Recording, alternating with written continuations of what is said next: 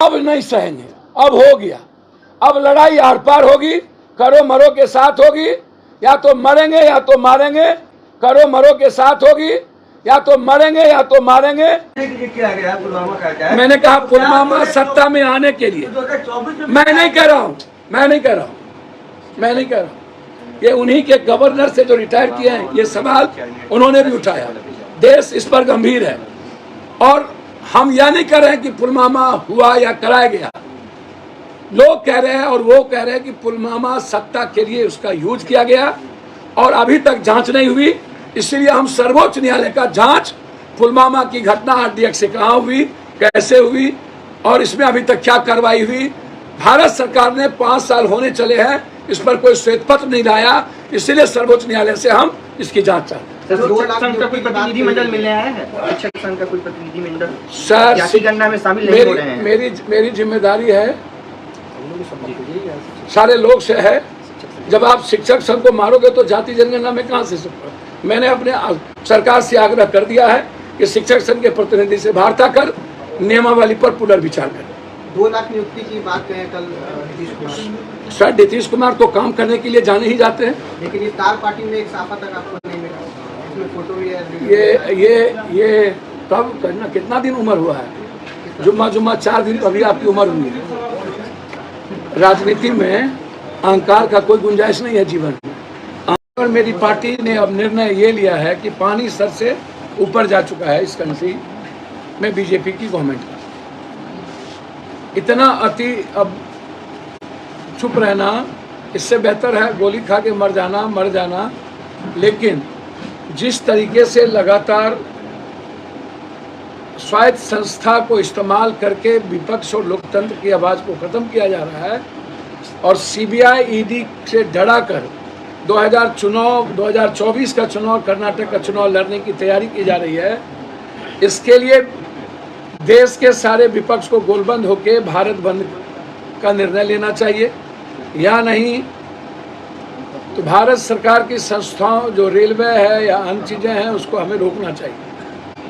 क्योंकि अब सर से बाहर, अब लगातार आप कांग्रेस पर हमला करते करते ममता दीदी पर, आप स्टालिन पर, उसके बाद आप तेलंगाना के मुख्यमंत्री पर, आप उद्धव ठाकरे जी पर, आप बिहार सरकार के राजद परिवार पर आप लगातार जिस तरीके से ह्यूमिलेशन कर रहे हैं, जिस तरीके से आप डरा रहे हैं लगातार। अब अरविंद केजरीवाल जी पर, पहले आपने 2 मंत्री, अब अरविंद केजरीवाल जी को आप चैट दिखाते हैं, उसको आपने सीबीआई कल बुला ली है। अब मुझे लगता है कि अरविंद केजरीवाल जी क्या वैश्य नहीं है? यदि जैन वैश्य है, ओबीसी है, और यदि वो क्रिकेट वाला कौन जो भाग गया सट्टा बाजार, ललित मोदी यदि वैश्य है, तो अरविंद केजरीवाल जी भी ओबीसी है, वो भी वैश्य है। तो नरेंद्र मोदी जी को, अमित शाह जी को वैश्य पद क्यों नहीं रहा है? अरविंद केजरीवाल ने घोटाला किया या नहीं किया, उनके मंत्री जेल गए। अरविंद केजरीवाल काम तो ठीक ठाक कर ही रहे हैं। और अब सबसे बड़ी बात है कि आजाद हिंदुस्तान के बाद दिल्ली का 7 लोकसभा जिस दल के साथ रहता है, देश का पीएम वही बनता है। अब इसकी छटपटाहट यह है कि अरविंद केजरीवाल, राहुल गांधी एक हो गए तो एक भी सीट हम नहीं जीतेंगे। तो पहले अरविंद केजरीवाल को बड़ी फंसा लो। हम और हमारी पार्टी अरविंद केजरीवाल को राहुल गांधी जी के बाद, और राहुल गांधी जी के घर को जिस तरीके से इन्होंने खाली करवाने का प्रयास किया है, यह अनडेमोक्रेटिक है, यह डेमोक्रेसी इसकी इजाज़त नहीं देती है। इस तरीके से कोई भी संघीय व्यवस्था में संस्थाओं का, लोकसभा का इस्तेमाल का, चेयर की कुर्सी स्पीकर ने गलत इस्तेमाल किया है। आज तक किस ग्राउंड पर बीजेपी के सारे नेता सुरक्षा के आधार पर आपने कोठी दी हुई है, और आप विपक्ष को 2 साल का जबरदस्ती सजा करवा दिया, और उसके बाद अब लगातार विपक्ष को समाप्त करने की 2024 के बाद तैयारी। इसीलिए हमारी पार्टी ने यह निर्णय लिया है 3 इशू पर। पहला इशू यही थी, दूसरा इशू था कि जो बात उन्हीं के गवर्नर ने जो पुलवामा के बारे में चर्चा और सवाल उठाई है, मैं उसी बात को रिपीट करता हूं और मैं ये बात बार बार कहा हूं कि इतने सैनिक की शहादत को लिया गया है दोबारा प्राइम मिनिस्टर बनने के लिए।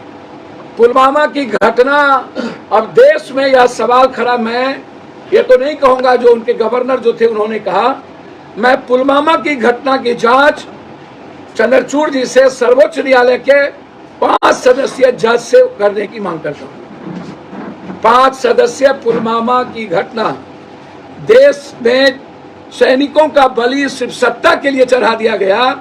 अभी आतंकवादियों ने 4 सैनिक को मार करके कैंप से निकल गए और अभी तक आतंकवादी नहीं मिले, आतंकवादी फरार हो गए। पुलवामा में RDX कहां से आया, क्या आया, इसकी जांच आज तक क्यों नहीं हुई? इसीलिए जो सवाल उठाए गए हैं उनके पूर्व गवर्नर के द्वारा, मैं इसको सुप्रीम कोर्ट के जज से मांग करता हूं।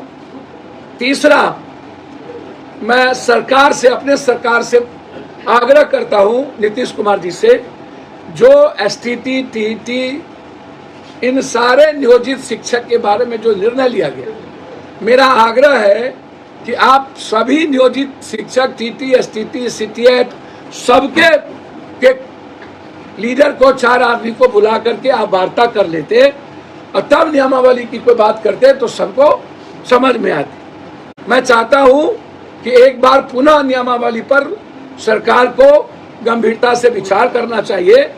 4 लाख नियोजित शिक्षक, एक IAS आज यदि एग्जाम देगा तो वो पास नहीं करेगा। यदि आप टीचर से आज एग्जाम दिलाएंगे और वो 80-90% फेल कर जाएगा और फिर ये सेंटर जहाँ जाएगा ऑनलाइन, या सेंटर जहाँ होगा ऑनलाइन, सबसे बड़ा घोटाला। जहाँ सेंटर होगा वहाँ पर कोचिंग वाले पहले ही सेंटर को खरीद लेते हैं, क्वेश्चन हार्ड कर देंगे, और जो बात आती है कि स्कूल के शिक्षक नहीं पढ़ाते हैं, फेल कर जाएगा तो पूरी दुनिया हंसेगी, और कोई गरीब आदमी के बच्चे भी नहीं पढ़ने जाएंगे कि तो फेल कर गया, इससे मैं क्यों पढ़ूं। तो आप इससे तो 4 लाख जो नियोजित शिक्षक है उसके सम्मान पर पड़ेगा ना, बिहार पे पड़ेगा ना। पूरी दुनिया कहेंगे फेल कर गया इसका टीचर, ये तो उसका अपमान होगा। और आप कह रहे हैं पास करेगा तो नियमित हो जाएगा, और जो पास नहीं करेगा तो नियोजित शिक्षक बना रहेगा। तो हम तो जानते हैं कि 80-90% लोग पास नहीं करेंगे। जो क्वेश्चन दीजिएगा आप, आज जो हालात है उसमें आप, तो जो ये रिटर्न एग्जामिनेशन 20 साल पहले आप कोई निर्णय लिए होते, या इस CTET, TET, BTET ऐसे एग्जामिनेशन के पहले आप निर्णय लिए होते रिटर्न, हम रिटर्न एग्जामिनेशन का UPSC के तहत स्वागत करेंगे। हम भी चाहते हैं इस हिंदुस्तान में ओरल इंटरव्यू, इसका आधार पर कोई भी नियुक्ति ना हो, रिटर्न एग्जामिनेशन की नियुक्ति हम लोग चाहते हैं। लेकिन ये जो 2 घटना है, 4 लाख नियोजित, और तत्काल जब आप नियुक्ति पत्र दे रहे थे, एग्जाम ले लिए, आपने एक पॉलिसी बना करके हाईकोर्ट को दे दिया, और उसके बाद अंतिम समय में यह आपने निर्णय लिया, तो जो 4 लाख 4 सालों से इंतजार कर रहे हैं और वो तंग हो रहे हैं, अब यदि उसका रिटर्न एग्जामिनेशन आप लीजिएगा तो ये 4 लाख भी गायब, वो 4 लाख भी गायब, ये तो मरेंगे। तो हम एक बार चाहते हैं कि सभी TT, STT, अपनी सरकार से मेरा मांग है कि एक बार उन्होंने से वार्ता कर इस नियमावली पर पुनर्विचार करना चाहिए। ये हमारे 3 मुद्दे थे। पहला मुद्दा था कि अत हो गई, पानी सर से बाहर चला गया, CBI, ED के द्वारा पूरे देश की डेमोक्रेसी को खत्म, 2024 के चुनाव लड़ने की तैयारी, राहुल गांधी, ममता दीदी से लेकर तेलंगाना से लेकर के महाराष्ट्र, बिहार, और अब अरविंद केजरीवाल, मतलब दिल्ली का सीट जीतने के लिए अरविंद केजरीवाल को टारगेट करना, यह डेमोक्रेसी के लिए खतरा है। इसीलिए हमारी पार्टी, पुलवामा की भी सर्वोच्च न्यायालय से जांच, हमारी पार्टी पूरे प्रदेश में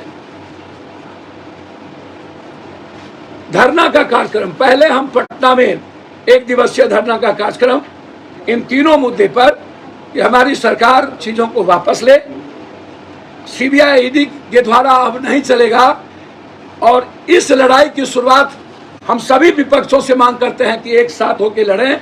जरूरत पड़ेगी तो इस मुद्दों पर हम बिहार बंद भी करेंगे, जरूरत पड़ेगी तो इस मुद्दों पर ईद के बाद हम रेलवे को भी रोकेंगे, लेकिन अभी पटना से हमारा आंदोलन का कार्यक्रम शुरुआत होगा। पहला होगा 1 दिवसीय धरना, दूसरा होगा पुतला दहन, तीसरा होगा उपवास गांधी के मूर्ति के पास इसी पटना में, चौथा होगा पूरे बिहार में उपवास, पांचवा होगा रेल रोको, छठा होगा बिहार बंद। अब नहीं सहेंगे, अब हो गया। अब लड़ाई आर पार होगी, करो मरो के साथ होगी, या तो मरेंगे या तो मारेंगे, यही लड़ाई अब होगी, दूसरा कोई रास्ता नहीं है। डेमोक्रेसी और विपक्ष को बचाने के लिए बीजेपी सरकार के खिलाफ आर पार का हम ऐलान करते हैं। अब ये युद्ध होके रहेगा। बस पुलवामा की जांच। धन्यवाद सर, मैं बोल दिया।